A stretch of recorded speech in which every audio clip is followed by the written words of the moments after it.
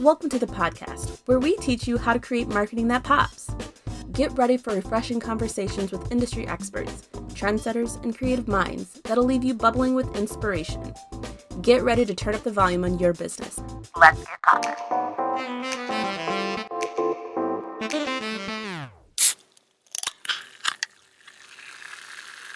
Welcome back to Marketing That Pops. I'm Olivia. And I'm Michelle. And today we're going to be talking about influencer marketing. It's a hot topic. Everybody asks about it. I mean, we all know what influencers are, the Kim Kardashians of the world. But it's a hot topic, and a lot of brands have really been getting into influencer marketing. So I thought that today we could kind of dive into it and kind of give like the steps that you could take if you yourself are wanting to work with an influencer. So let's just jump in. All right, let's do it. Okay, so Michelle, of course, we got to start with our myth. Mm-hmm. I think you'll be able to answer this question quite easily. Good.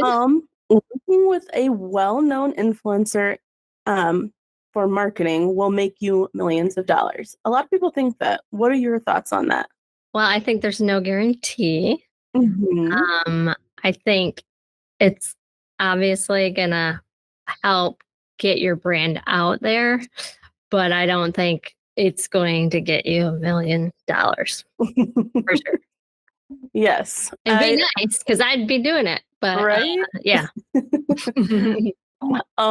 Yeah, so there's no guarantee. I mean, like I said, Kim Kardashian, you could have this great brand, but if it doesn't make sense for her to work with your brand, then you're not going to be hitting the right demographics. And also, it's probably just going to not read well.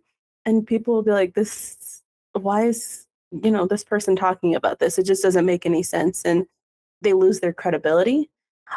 So even though we have top influencers, you need to make sure that you're working with an influencer that makes sense for your brand.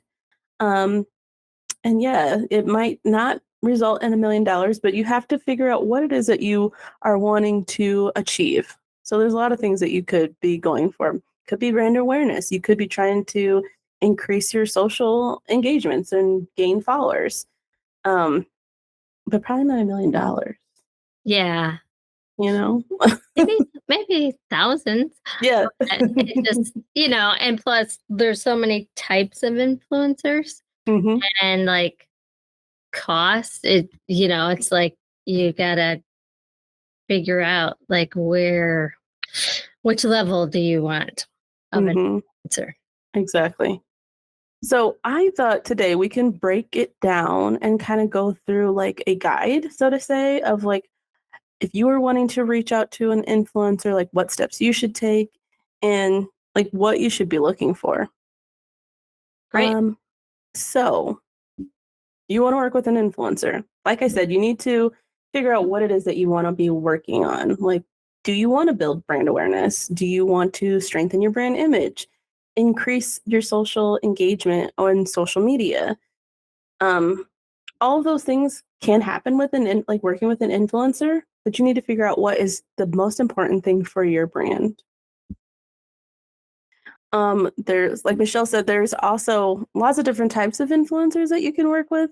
So like some that are out there, obviously, you can work with a nano influencer, a mid-tier influencer, and a top-tier influencer.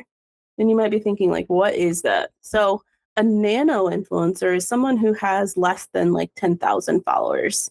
I would say that it is more likely, and it's starting to become more prevalent for people to be working with nano influencers just because they have that more genuine connection with their audiences because they're so small. Like they're connected, they're locked in, and their followers are more apt to believe and have that rapport with them because, it's a smaller audience and it's just more genuine. Mm-hmm. So I would like to say that, nano influencers are really on the rise. And then like a mid-tier influencer would be someone where 10,000 to 100,000 followers.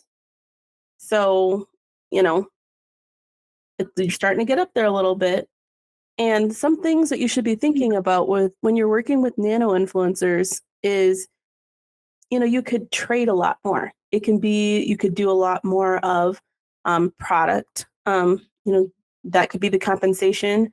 Whereas when you get into like the mid and top tier influencers, like they are definitely, this is their job. So they are wanting to be fully compensated for their work. Mm-hmm.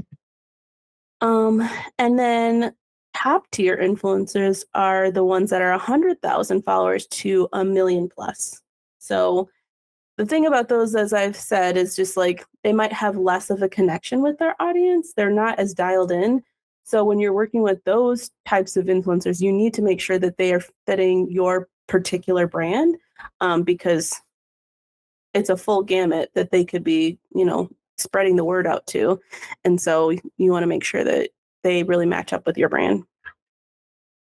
So one thing that you can do to work with this and to kind of figure out, who do I want to work with, is asking when look at the analytics, like who are the influencers in your for your business, for your brands. You can do that a couple of different ways. You can do that by, just doing some research through hashtags and like looking to see like what influencers are popping up that have to do with your your products. That's one way that you could go about it. Yeah. What about like if you think that a certain individual could be like an influencer, but don't use your product, then what? I think that's a perfect example, because it gives you the opportunity to reach out to them and say, hey, like I've seen that you've been working with, or I've seen that you've been reviewing, or I've seen you use these other products that are similar to ours. I'd love to send you my product and, have you give it a sort of review or, whatever it might be, write a blog or do a Yeah. post about it. And that's kind of like a good foot in the door opportunity. Right. Yeah. So kind of going back to like the nano followers, like I said, those are the followers that you can kind of get away with, not necessarily get away with, but they might be more apt to do like the trades with products and, maybe some compensation. And so I would just take a look and see, who's out there and who might be of good interest that you might want to use. So like I said, you can go on social media, search up the hashtags that are relevant to your business. And then from there, you can kind of see. Or there's also different apps that you can use. There's one, I have a few. There's one that's called Dovetail. This one is good for finding like Instagrammers and YouTubers. There's this one called Hype Auditor. This one offers a wide range of tools for influencer discovery, analysis, and campaign management. There's Hype Trace. That's good for finding TikTokers. And then on some of the platforms, they actually have a creator marketplace, which is specific just for those platforms. So like TikTok has one. It's just called the TikToker Creator Marketplace. So on there, you can actually go and try to find TikTokers who fit your demographic, who might have relevant keywords that fit your business, and you can reach out and work with them through there. Instagram also has the same type of thing. It's called Instagram Creator Marketplace, and you can find Instagram influencers there as well. Cool. So you might be trying to figure out, okay, so I've identified the influencer, or I've seen these other people reviewing products or giving shout outs or whatever have you, but how do I myself take that step? What do I need to do to become have that establish that relationship and also work with these influencers? So, two things. We have a guide that will show you all the ways of how you can reach out and like steps and do's and don'ts of things that you should and should not do when working with an influencer. So we will link that below so that you guys can take a look at that. But I'm also going to go through a couple other ways and things that you can do when reaching out to an influencer.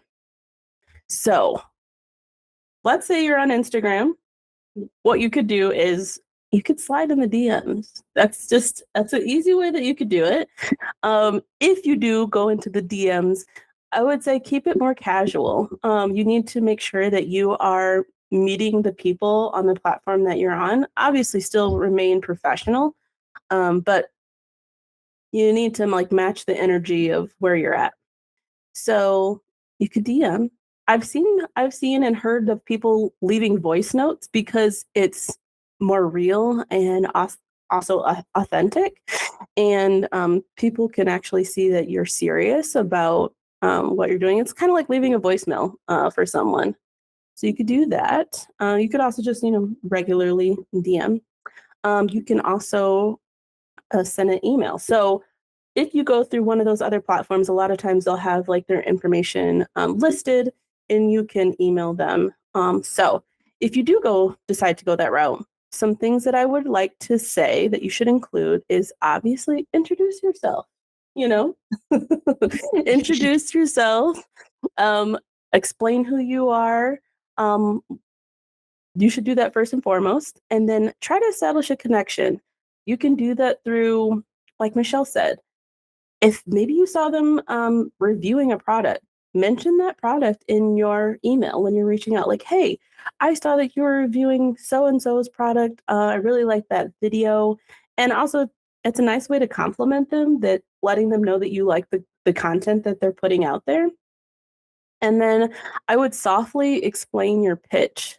Be clear and concise of, what it is that you're wanting. This is the initial reach out, so you don't want to necessarily bombard them with a lot of information right away. I would just kind of just try to make that connection. So I would highlight some mutual benefits and then offer something unique. Try to figure out what's something that maybe that's out of the box for your business. Um, but the more that you can stand out, the more they might want to work with you rather than another brand. Have you ever had anybody reach out to you to do any type of influencer I actually marketing? have. Yeah. Yeah. I've had some like jewelry brands reach out to me before, and some of them seem a little bit scammy, not gonna lie. Yeah.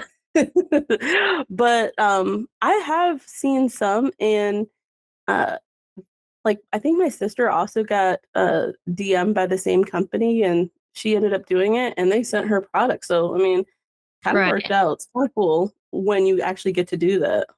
Yeah. I had somebody reach out to me and it was for workout clothing. Hmm. And I was like, dang, maybe I should. Hmm. Basically, what they were saying is just take a picture, like, we'll send you these clothes, you try them on, take a picture, post it on Instagram, tag Hmm. us. And I mean, that I think, like, who wouldn't do that? I mean, I didn't, but maybe I Yeah. should have. But still, it's like, it's kind of a one step to get many people out there posting Hmm. about your product, but then tagging you. So that's kind of a cool way to think about it. Hmm. And like just kind of going back to what I was saying is, like you've gotten reached out and I've gotten reached out by different brands. It's like you need to make sure that you are not coming across as scammy to these people, because I'm sure that a lot of people also get reached out to and offered things. So any way that you can make yourself seem more credible, that's what you should do. So including your email or different ways that they can contact you, just to like make sure that people know that no, I'm a real person. This is a real offer that we're trying to do for you. Right. Yeah. And also, like I said, just trying to make it more about them. The more that you can customize your whatever you're saying to them, the cold email, the better, because that does give you, it comes across less scammy and also makes it more about them. It's the same thing for marketing, when we're Yeah. sending out cold leads, it's the same thing. Yeah, we Um, don't want them to seem scammy. We want no. them to seem authentic, real, Hmm. quality. Absolutely. Yeah. Um, okay, so like I said, try to make it more about them than you, and make sure that you're including your handles and um like your information just so that they can reach out to you, they can look at your stuff and see if they want to work with you. And that, I mean, that's probably the best way. Yeah. Yeah. And like including that like in the message, right? So it's easy. So they don't have to go search for Hmm. you and that it's like right there. They can just click it and go, what is their website? Yeah, Um, so forth. exactly. So let's say, okay, we've gotten the email, we've sent the email, we've gotten a good response. They're like, yes, I'd love to work with you. I've seen your products. Yes, let's move forward. So the next step would be to try to figure out what it is that you are wanting from this influencer. So is it that you like the posts that they're doing? Do you want them to make a more of a long format type of content? Trying to figure out what that is before you go and ask the influencer. Obviously, there's something about the influencer that you like. You like their content. So also giving them the opportunity to still have that creative control is important because, that's how you're going to get that unique content. Hmm. Uh, so some things that you could be thinking about is obviously your call to action of what you want your influencer to have. Is it that you want them to like the post? Is it that you want to gain followers? Is it that you want them to use a specific code? Now, we'll get into that in a second about tracking and why that's important, especially when you're working with influencers. Um, but it could be that using the code, saving for later, or sharing with a friend. All of those things can help with moving forward with your follower count, um, and also just improving your social engagement. Hmm. One thing, there's all these reality TV shows and people you never heard of before, Hmm. right? Hmm. But they get on the show. Hmm. And then now people They're are an looking them up. influencer. Yep. They start following them. And then you notice they start wearing this brand Hmm. or like using these headphones or, different things like that. So it's like they are now taking advantage of Hmm. that. I mean, not in a bad way, but they Yeah. are helping these other businesses promote stuff, but they're getting something out of it, whether it's free headphones or Mm-hmm. clothes or whatever. And they're probably getting paid as well. But Oh, oh yeah. yeah, for sure. Absolutely. It seems like every time there's like a new reality show, just like you said, it's like, here's a new cycle of influencers that we have. Yes. And they're definitely taking advantage of it too. Hmm. Yeah. And it's nice because, like, even with like those reality stars, you get to like actually see these people. I mean, it's a reality TV show, but you do get to like see their style. You get to see how they talk. And so then when you start following them on social media, it's like kind of like an extension of that reality TV show. And so I do see that, those types of influencers, I feel like they can go farther because they've already captured people's like hearts and minds with like their story on the reality TV show. So that's something to think about if you are a brand. Um, Maybe you might want to work with a reality TV show star. Yeah. And even if it's like one that's maybe not getting as much activity, Mm-hmm. then and if your budget is real low, Mm-hmm. could they, be as Yep. I know like one of them like tagged us on something. I can't remember. I think it was like a Love is Blind Mm-hmm. person or something, but it's kind of cool to have them like our stuff. Yeah. Because we are connected to Love Is Blind. We love it. Love is Blind. Yes. Don't get me going on a tangent. Oh, we have time for a tangent, Michelle. Oh my gosh. Um, I've been watching Love Island. Okay. Mm-hmm. Are you Like watching the I American am, version? yes, I'm Okay. like hooked on this one. One, I love Vanderpump Rules, and the poor Ariana thing. Like, I feel so bad for her. And well, she's the host. Oh So I yeah. had to watch it because Mm. she's the host. And oh my goodness, it's juicy. There's Oh yeah. lots of drama going on. Yeah. It's always so interesting just to like watch those reality shows and then you like look them up on Instagram and you can just see like their follower count like increasing like with every episode that comes out. Oh yeah. And then these people that get kicked off, they go out and then they're like, here's the real story. Uh-huh. This is what really is going on behind the scenes. Mhm. Let me tell you. And then it's just like, like people are just like, what? Really? Yeah. So they want to know. And it's like, woo, That's juicy. that's interesting. I was actually just on I think it must have been on TikTok or Instagram the other day, and I was watching this other reality TV show. Clearly, we're just all about them. But it was called Perfect Match. It's on Netflix.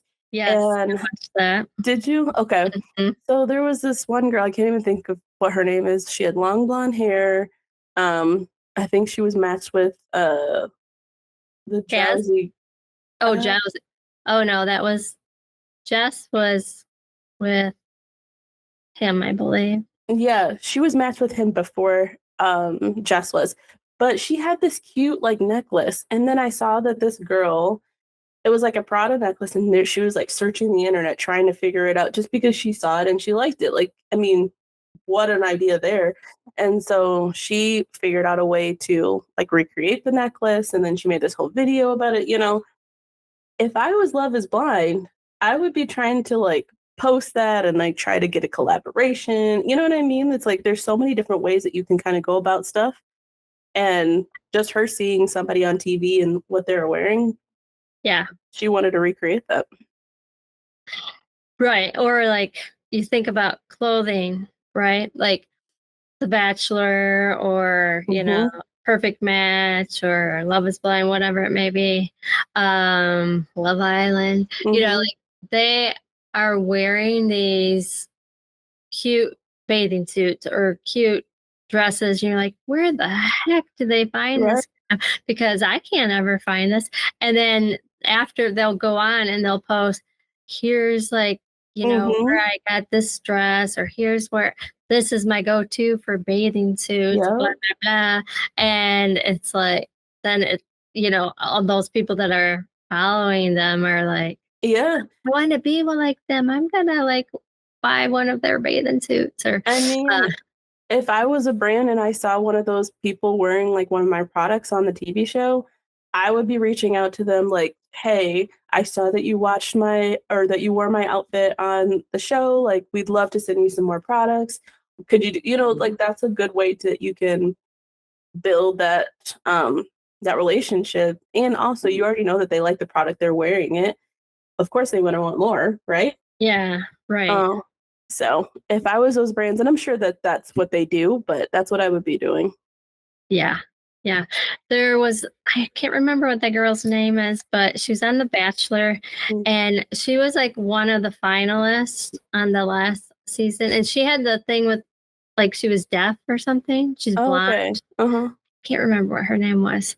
But I follow her and she posted a lot of stuff like that. Like sitting on the edge of the pool in this cute bathing suit. And I'm like, oh, that's really cute bathing suit. And then like she's like, yeah, I got this bathing suit from this store, blah, blah, blah. So Mhm. what do? I go follow that store, and Yep. hey, wonder how much those are. Yep. So that's just, That's how we get this is a whole new influenced. world, it's so different now. Yeah. Um, so yes, that's a great segue. Um, so after you've established that relationship, you've figured out your call to actions or whatever it is that you want your influencer to do. The next thing is obviously you got to talk about compensation. So is it going to be that you're going to send them products?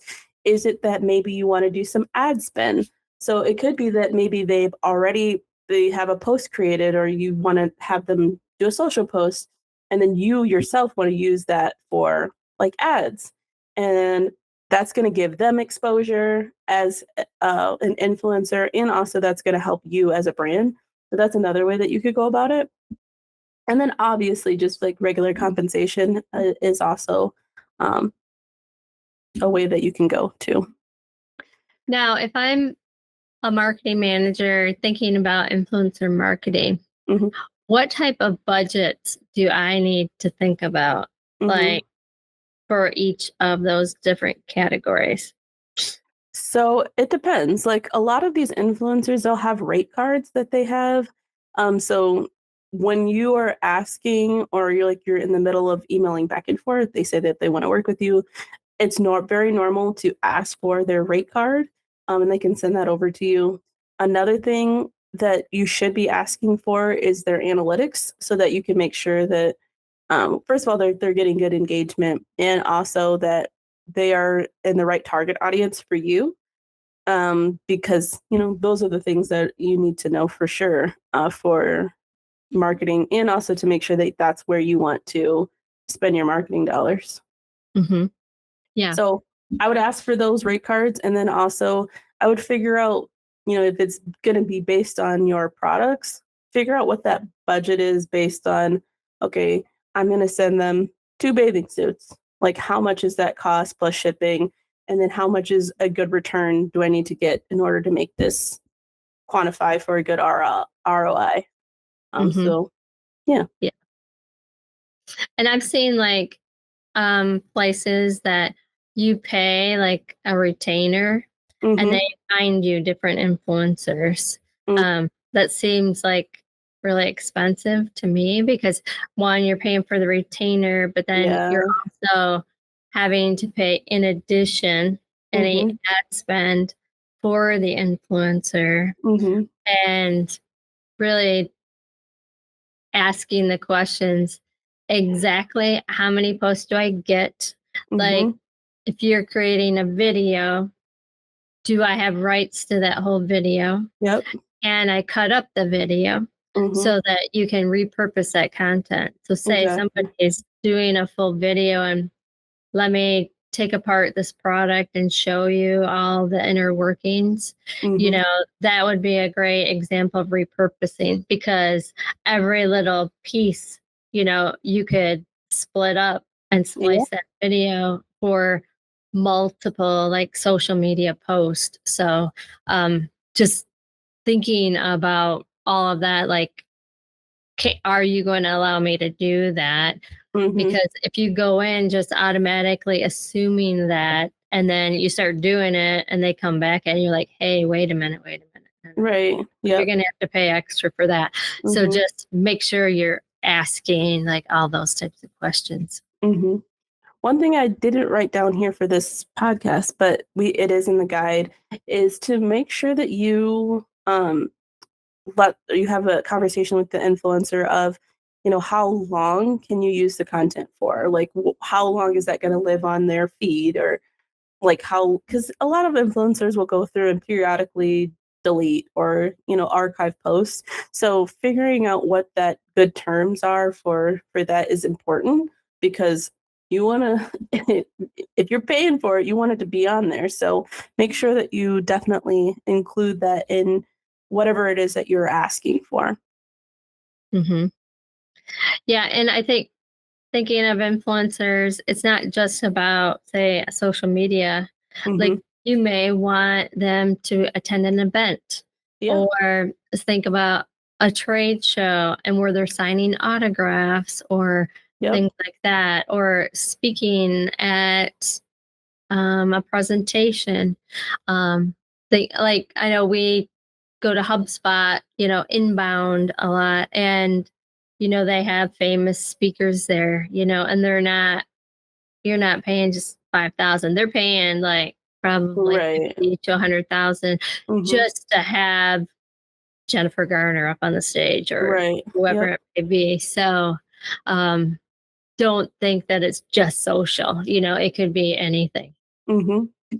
Yeah, that professional aspect of it is another way that you can figure out like the compensation. It could be um, like it could be a collab, like in the sense of, maybe you have a product or a brand. I keep thinking about girly things because I'm a girl. But maybe it's like a makeup brand and you want to have a collaboration, and it could be that the compensation has to do with how many products are sold after the collaboration.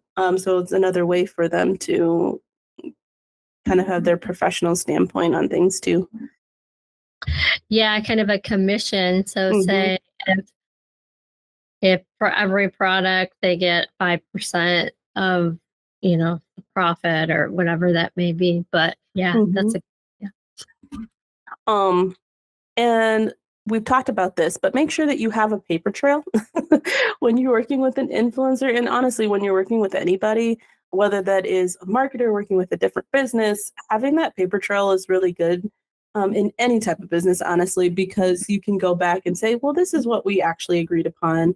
Um, and a paper trail doesn't necessarily have to mean physical paper. Like it could be like an email back and forth, but making sure that you have that so you're covering your own bases so that you can make sure that everybody is on the same page of the requests. So, yeah, sign a contract. yeah. Yes. Yeah, for sure. That's important. So a lot of people ask, like, how can I quantify or how can I make sure that what this influencer is doing is actually bringing me money? Obviously, you can tell with your sales if things are, going up, but you need to go take that a little bit further.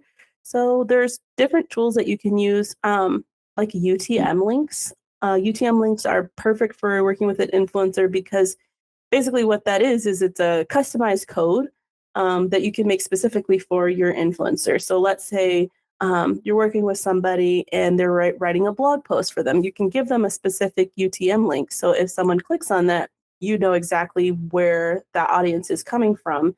And it could be from your influencer. We use Hubspot to create our UTM links. There's lots of other places that you can use to create UTM links. I think it's called like special promo codes you can, or something like that you can do. But you can also use special promo codes for your influencers. So a lot of times when you're looking on TikTok and they're saying, oh, use my code below for 15% off.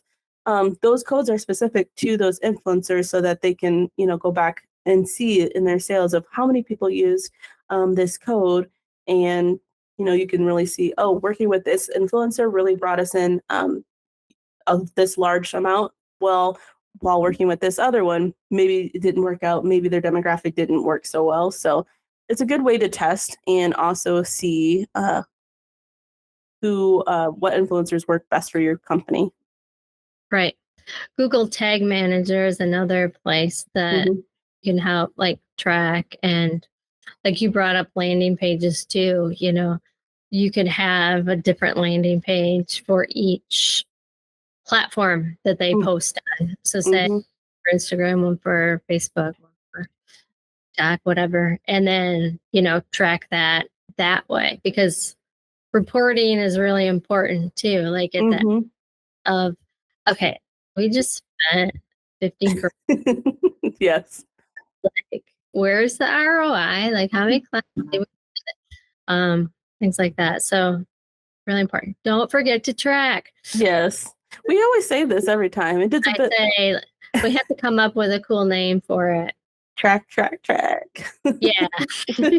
I mean, it really doesn't matter which method you're using for marketing, whether it's influencers, whether it's just doing Google ads, whether it's, social ads, whatever it might be, you have to track. You can't see where you're going. You can't see if what you're doing is working without tracking. So you must track. So those are some good tips, and there's even more in our guide. There's some do's and don'ts with working with an influencer.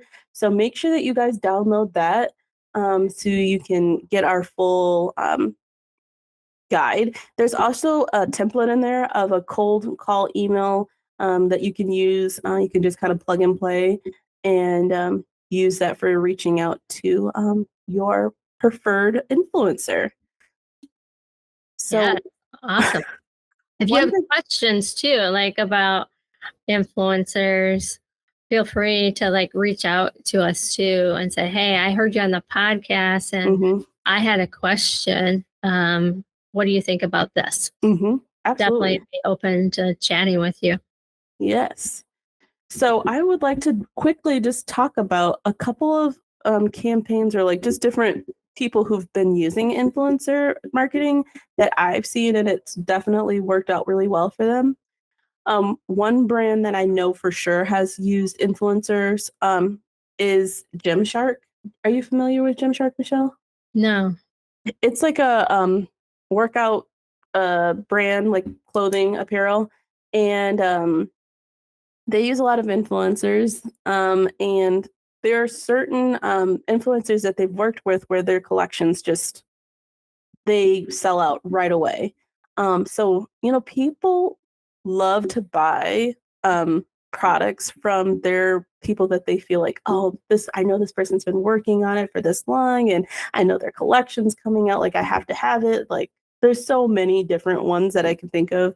There's this other girl who just came out with a sunglass collection, which her collection sold out within 4 minutes. I think it's called Desi sunglasses. So working with influencers can definitely impact your brand if you do it in a way that you can connect with your audience, and also just think about that creative aspect. Like maybe it is like you're showing that whole creative journey, like working with the influencer. Like maybe they're like, oh, I have this collection coming out, like here's some samples that I've been working with. And I think people love to see any type of behind the scenes action that they can. So think about that if you're working with a influencer. And then lastly, Michelle, do you remember like it was kind of like in like the late 2010s of how like the YouTube beauty community, how they started coming out with all these collabs with different makeup brands? Do you remember that? And there was all this drama with like the makeup people.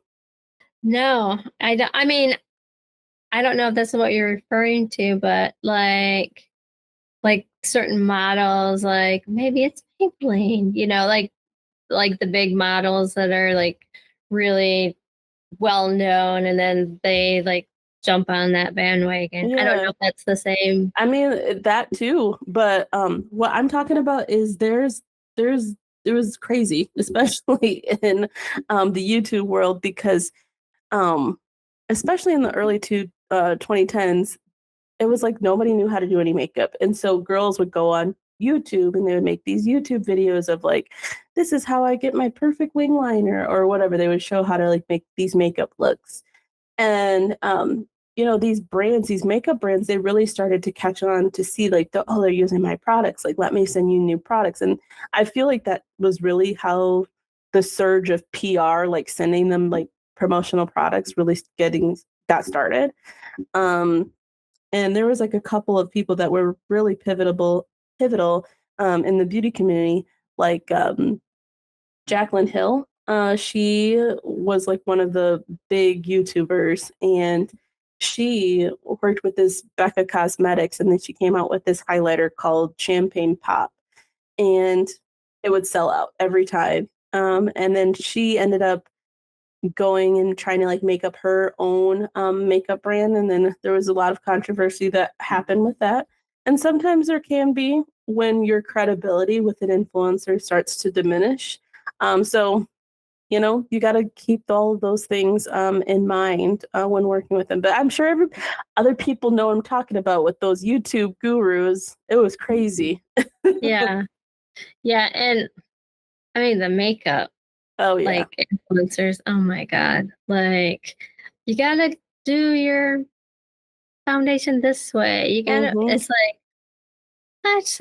Like they all are like contradicting each other. Yes. So it's the end user is just confused. Like, I Mm-hmm. don't know. They said I'd look younger if I do it this way, but then this other lady said, no, you won't. You have to do it this way. It's like, Mm-hmm. ah, Yeah, help and me. then like they'll be like influencers, like if they get the same PR package, and like one person's like, "Oh, I love this product, I love this product," and then everybody else is saying that they don't like, and they're like, she clearly got paid to say that she liked this product. So you got to be careful when you're working with, influencers and making sure that they also like your product. I think that's something that you should think about when reaching out to people is if they don't like your product, like I would just tell them, like, don't review it. Like, let's not, do this if you don't have a good experience, just because you don't want someone to lie.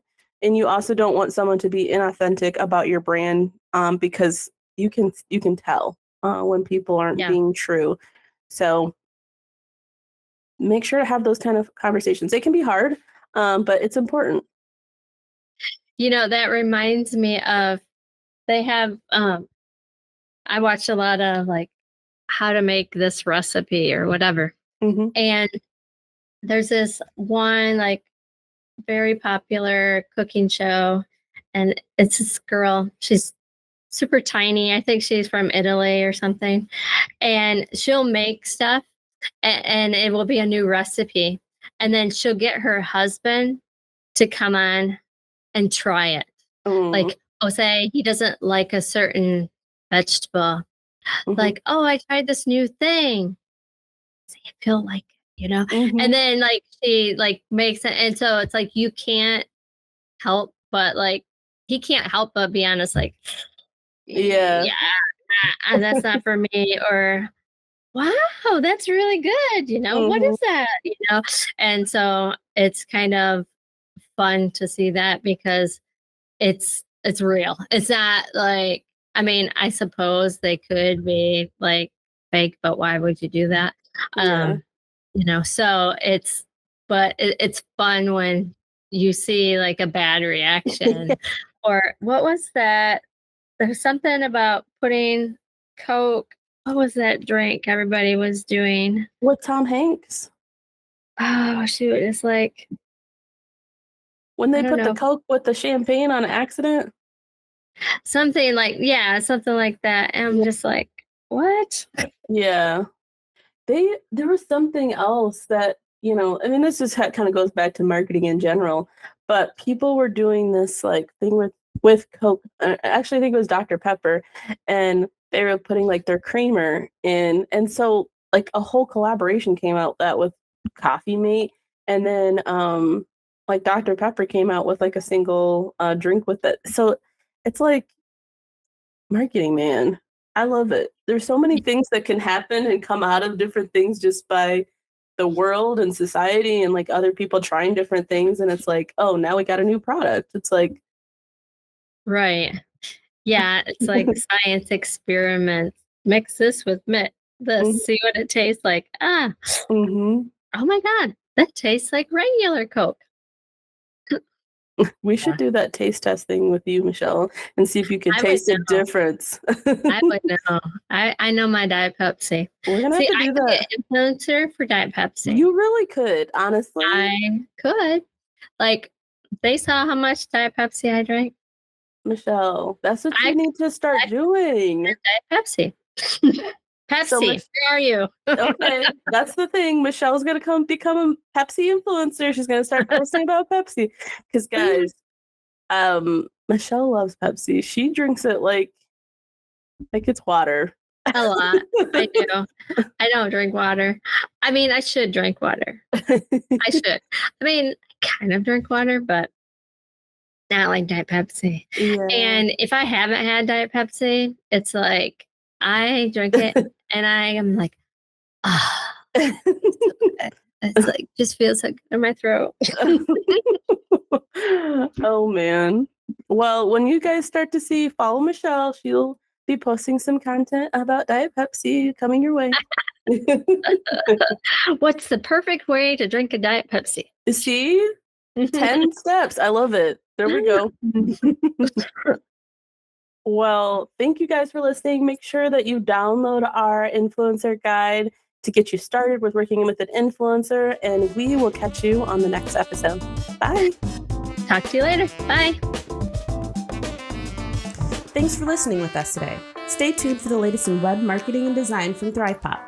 Want to be a pop star? Head over to thrivepop.com/podcast to join our mailing list for episode notifications, sneak peeks, listener feedback, and more.